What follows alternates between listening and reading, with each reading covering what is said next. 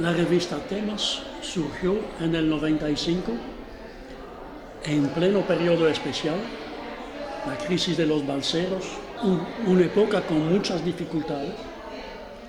Entre otros, faltaba papel. ¿Cómo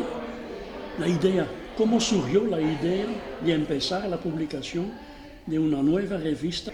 Bueno, yo creo que fue en buena medida un gesto heroico, y el que desencadenó ese gesto fue Armando Hart, que era el ministro de Cultura en ese momento y era una figura histórica del liderazgo revolucionario.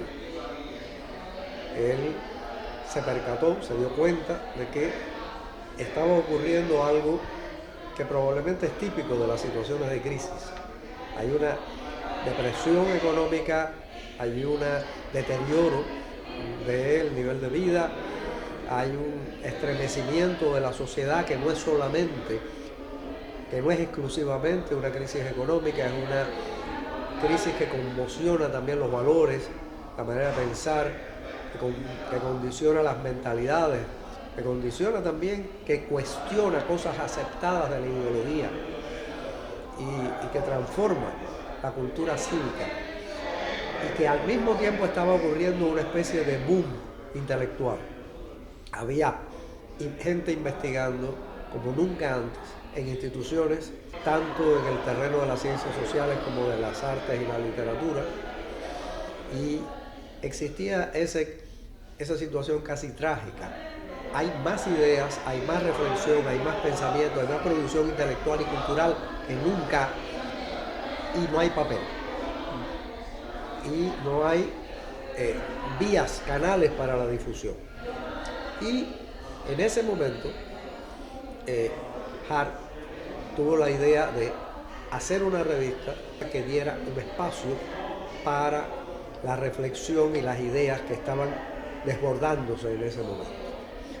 Yo creo que fue el reconocimiento de que en la sociedad y en la cultura cubana y en el pensamiento estaban pasando cosas transformadoras. De manera que la revista surgió con el propósito de recoger la reflexión sobre aquel momento, la reflexión crítica, analítica, fundamentada de aquel momento, de recoger una diversidad de enfoques, de reunir en una publicación visiones diferentes sobre los mismos problemas y finalmente de dar un espacio para el debate, un debate que estaba ocurriendo en la sociedad, un debate que estaba teniendo lugar en una sociedad cubana que había perdido en buena medida la brújula que existía hasta entonces, que no tenía totalmente claro el camino por donde debería seguir, que había una cantidad grande de incertidumbre instalada en la vida cubana que antes no existía, en los años 80 no existía, y que en los años 90 lo recubrió todo. Entonces la revista era el aporte, la contribución desde el sector de la cultura a pensar esa realidad, los problemas contemporáneos, los problemas que no eran solo de Cuba, los problemas del mundo en el que Cuba vivía, y pensar y rescatar una reflexión realmente rica, diversa, que captara la magnitud del momento y que aprovechara esa energía que se estaba disipando, que aprovechara esa energía para contribuir a pensar los problemas del mundo en el que vivíamos. De manera que Temas tuvo el privilegio de ser rescatada con vistas a producir un espejo de los cambios. Y era una tarea que estaba muy por encima de lo que ninguno de nosotros hubiera imaginado. Nosotros solamente, sobre la base de la autonomía que la revista tenía, creada por el Ministerio de Cultura, pero no para reflejar las políticas del Ministerio de Cultura, sino para rescatar ese pensamiento que estaba teniendo lugar en Cuba y sobre los problemas contemporáneos también de autores fuera de Cuba. Se trataba de entender el momento en el que vivíamos, que era un momento muy complejo. Ese era el objetivo. Y para eso teníamos autonomía. Y la decisión, en definitiva, era la de responder a eso a través de una publicación que no podía ser otra cosa que una caja de resonancia. No era una vidriera, no era una vitrina para observar. Era una caja de resonancia que recogiera distintas corrientes intelectuales, distintas maneras de pensar, distintos problemas que estaban presentes no solo en el mundo intelectual, no solo en el mundo de la élite cultural, estaban presentes en la sociedad cubana y en el mundo en el que vivíamos, y que estaban condicionados por esa crisis del socialismo que había ocurrido pocos años antes en Europa Oriental. La crisis del socialismo en Europa Oriental, el impacto tremendo de esa crisis en Cuba y la manera diferente de aproximarse a los problemas.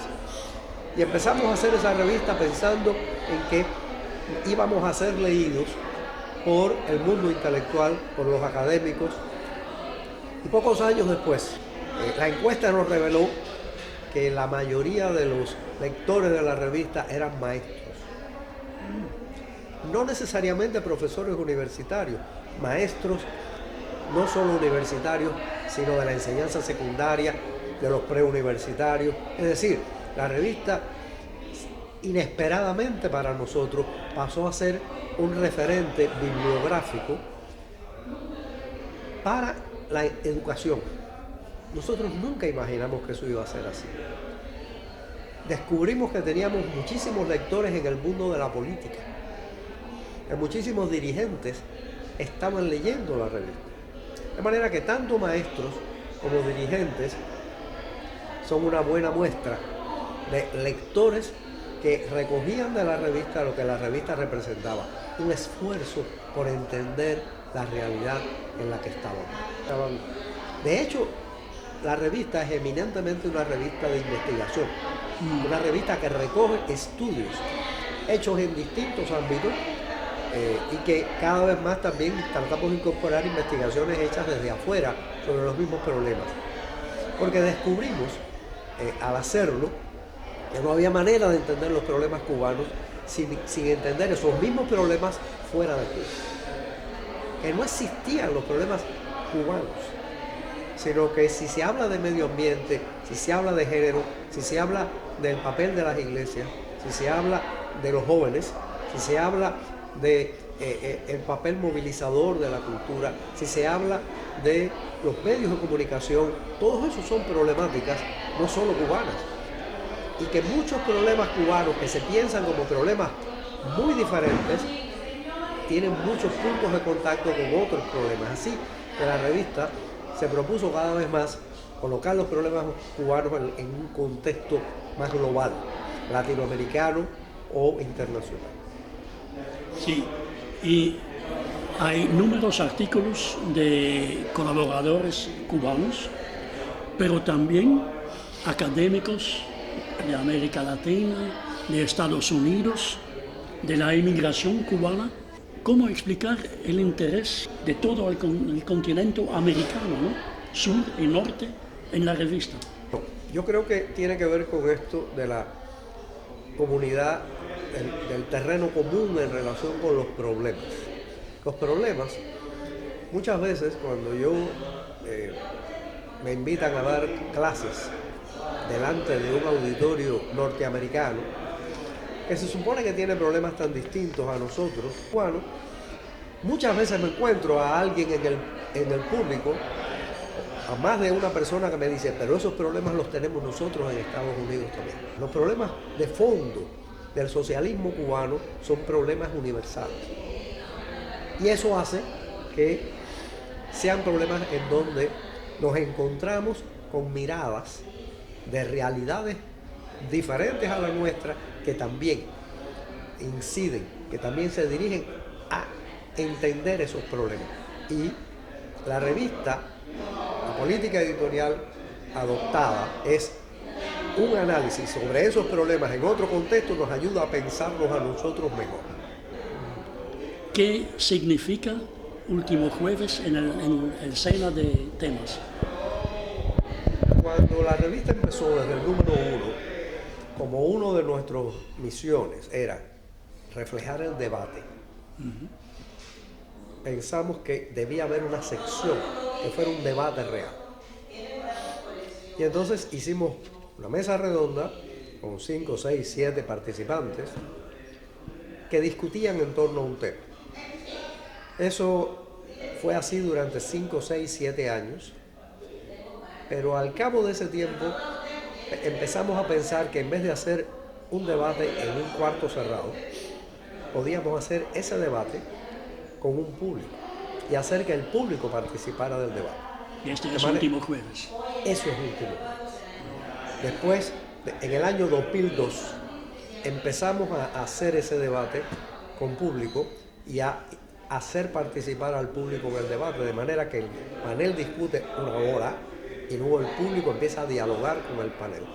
Y descubrimos que lo más interesante de ese debate era el diálogo entre el público y el panel. El público es muy variado. En el público hay personas de edades muy diferentes. Cuando tú haces un debate y ves el público, te das cuenta de que hay personas que corresponden a generaciones diferentes, a grupos sociales diferentes, a intereses diferentes, y ese encuentro es un encuentro absolutamente espontáneo. Nosotros no invitamos a nadie, nosotros anunciamos que vamos a hacer el debate y la puerta está abierta. Pero nosotros queríamos probar la interacción entre el sentido común de la calle y la sabiduría de la calle y la sabiduría del mundo de la cultura y del conocimiento social. Y lo más interesante del encuentro ocurre precisamente ahí, en esos dos grupos que nunca están formando más parte del mismo espacio. Entonces, esas personas de esos diferentes campos casi nunca se sientan a hablar entre ellos, y menos a hacerlo delante de un público que incluya a cualquiera, que incluya a personas incluso que son obreros, que son trabajadores, de cosas que están muy lejos del mundo del intelecto, del mundo del arte y la literatura. Y yo creo que lo he podido seguir haciendo porque hemos contado con una cantidad gigantesca, incalculable, de gente interesada. El tema es una gran maquinaria que se traga todos los temas. Empezamos por la revista impresa, después seguimos con Último Jueves, que era un debate que en sí mismo tenía una significación, no solo para aparecer en la revista, sino para poder ser publicado como libro o para poder ser publicado como video. Y empezamos a filmar los debates de Último Jueves. Y finalmente entramos en la idea de libros electrónicos, que son libros electrónicos porque es muy costoso producir libros en papel. Y en eso estamos, haciendo una producción impresa, una producción digital, una producción en video. Y probablemente dentro de poco empecemos a hacer producciones en video de temas que pueden ser tratados en pequeños documentales.